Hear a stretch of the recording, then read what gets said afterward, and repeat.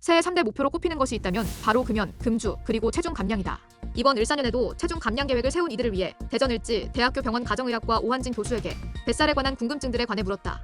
Q1. 뱃살 나이 들수록 더 빼기 힘들까? 그렇다. 젊었을 때는 일단 무작정 안 먹으면 살이 쭉쭉 빠지는데 이는 기초 대사량이 아직 높기 때문이다.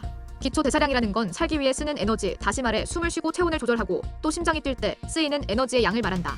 보통 20대 때부터 기초 대사량이 조금씩 줄어드는데 40대에 들어서면 눈에 띄게 줄어들고 여성의 경우 50대가 되면 더욱 확연해진다. 기초 대사량이 줄어드는 만큼 먹는 양도 줄여야 하고 젊을 때보다 오히려 더 잘 먹으면 뱃살은 늘고 빼기도 어려워진다. Q2. 피하지방과 내장지방은 무엇이 다른가? 피하지방은 말 그대로 피부 바로 아래에 있는 지방을 말한다. 배나 팔뚝, 허벅지 등의 살을 손으로 꼬집었을 때 잡히는 부분의 지방을 피하지방이라고 보면 된다. 성형외과 등에서 지방흡입 수술을 하는 것이 이 피하지방을 제거하는 것이다. 내장지방은 내부 장기 주위를 둘러싸고 있는 지방으로 복강 내에 있다. 그래서 육안으로 확인하거나 만져볼 수 없다. 건강검진할 때 허리둘레를 측정하는 것은 내장 지방량을 가늠하기 위함인데 남성은 90cm, 여성은 85cm 이상일 경우 내장지방 축적을 의심할 수 있다. 결국 피하지방이 늘어났든 내장지방이 늘어났든 관계없이 다 지방이 늘어난 거다.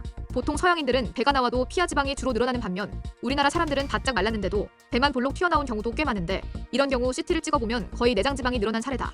Q3. 남성보다 여성이 뱃살 빼기가 더 힘들다는데 그렇다. 사춘기를 거치면서 여성은 남성보다 체중은 덜 나가지만 지방은 상대적으로 많아진다. 여성 호르몬의 영향으로 체내에 지방이 축적되고 체형이 출산과 수유가 가능하도록 바뀌기 때문이다. 특히 임신은 여성의 체형 변화에 결정적인데 식욕을 촉진하는 프로게스테론과 비만과 관련 있는 인슐린 분비량이 증가하고 지방세포의 크기와 숫자도 늘기 때문이다. 출산 후 원래 체중으로 돌아가기 어려운 이유가 여기에 있다.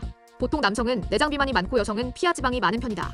내장지방은 운동이나 다이어트를 할 경우 비교적 빨리 분해가 되지만 피하지방은 좀처럼 줄지를 않아 남성은 조금만 운동을 해도 효과가 눈에 띄지만 여성은 살 빠지는 속도가 매우 더디다고 할 수 있다. 큐퍼. 뱃살이 많아서 생기는 질병이 있나? 뱃살 그러니까 복부 비만이 문제가 되는 것은 질병을 일으키기 때문이다. 고혈압, 제2형 당뇨병, 이상지질, 혈증 등의 대사성 질환과도 관련이 있고 이것들이 심장질환이나 뇌졸중 같은 심혈관계 질환을 유발할 수 있다. 요즘은 암과도 관련이 있다고 보는데 여성의 경우 폐경 이후 유방암이나 자궁 내막암에 영향을 줄 수 있고 성별을 불문하고는 대장암이나 췌장암 같은 것들이 복부 비만인 사람에게 더 잘 발생하는 것으로 알려져 있다. 이외에도 복부에 국한된 것은 아니나 비만은 치매에도 영향을 준다. 비만은 전신의 염증 반응을 촉진하는데 염증세포는 혈액을 타고 뇌로 향한다. 뇌에서 신경세포를 여러모로 자극하고 신경질환을 유발하기 때문에 치매와의 연관성이 있음이 확연히 알려져 있다. Q5. 겨울은 살 빼기 좋은 계절이다. 그렇다. 겨울에는 추위를 이기느라 칼로리 소모가 많아져 여름보다 기초 대사량이 10% 이상 증가하기 때문에 살을 빼는 데에 유리하다. 그러나 반대로 송년회 등으로 인한 과식의 여지가 많고 추위 때문에 활동량이 줄어 오히려 겨울에 살찌는 사람도 많다. Q6. 뱃살 어떻게 빼야 하나? 너무 당연한 답이지만 운동을 해야 한다. 사실 특정 부위만을 위한 운동을 한다고 해서 그 부위의 지방만 선택적으로 제거되지는 않는다. 예를 들어 뱃살을 빼겠다며 윗몸 일으키기만 한다고 한들 뱃살이 눈에 띄게 빠지진 않는다는 것이다.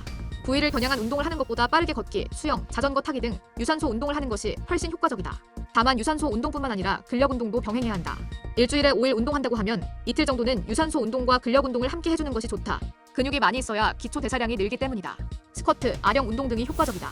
Q7. 식습관은 어떻게 관리하는 것이 좋은가? 체지방 1kg을 칼로리로 환산하면 약 7,700kcal 정도다. 매 끼니마다 밥 한 공기를 반 공기 정도 줄인다고 하면 하루 약 450kcal의 열량을 줄일 수 있다.